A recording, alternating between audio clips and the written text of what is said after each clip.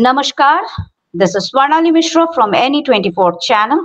A press meet was organized at Silchar Press Club on Thursday, November 28, 2024 at 3:30 p.m. The event was held in association with Vishwa Hindu Sangha and Indian Forum for Bangladesh Peace. The main objective of the press meet was to raise awareness about the oppression of Hindus in Bangladesh and to promote peace and non-violence. The organizers also expressed concern about the current situation in Manipur and announced plans to organize a procession to promote peace and stability in the region. The press meet was attended by various dignitaries, including ISKCON sannyasis and other prominent individuals. Reported by Raja Banik from Silchar. You are watching NE24 channel. You can watch us on NE24 channel and get more news on our YouTube channel.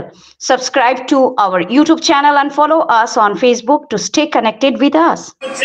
একজন সন্তের অপমান সেটা একজন ভারতীয় হিসেবে আমরা মেনে নিতে পারি না। একজন ভারতীয় হিন্দু হিসেবে একজন সন্তের উপর আক্রমণ, লোকহিতনকে কারণ সন্তান ধরে শরীর আজকে সন্তরা তপ করছেন। এই তপের প্রভাবে সমস্ত পৃথিবীতে শান্তি।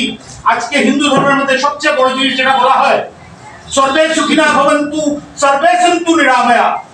এখানে কোনো হিন্দুর জন্য প্রার্থনা করা হয় না, মুসলমানের জন্য প্রার্থনা করা হয় না, খ্রিস্টানের জন্য প্রার্থনা করা হয় না, সবার জন্য জগতের বিশ্ব মঙ্গল কামনা করে যেখানে প্রতিদিন সাধু সন্তরা তপ করেন।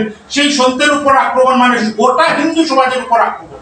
আজকের দিনে বন্ধু আমি একটা কথাই বলবো, আমরা এসেছি এখানে, আমরা সবাই যে সিদ্ধান্ত নেওয়া হয়েছে বিশ্ব হিন্দু মহাসংঘ এটাকে অবশ্যই সাপোর্ট করবে, এটার মধ্যে কোনো দ্বিধা নেই।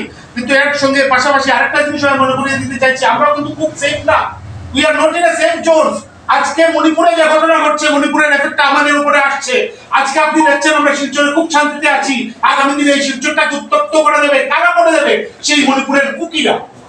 আজকে মণিপুরের কুকিরা যেভাবে নির্যাতন করেছে, আজকে এটাও কিন্তু হিন্দু নির্যাতন, এটা ভুলে গেলে চলবে না।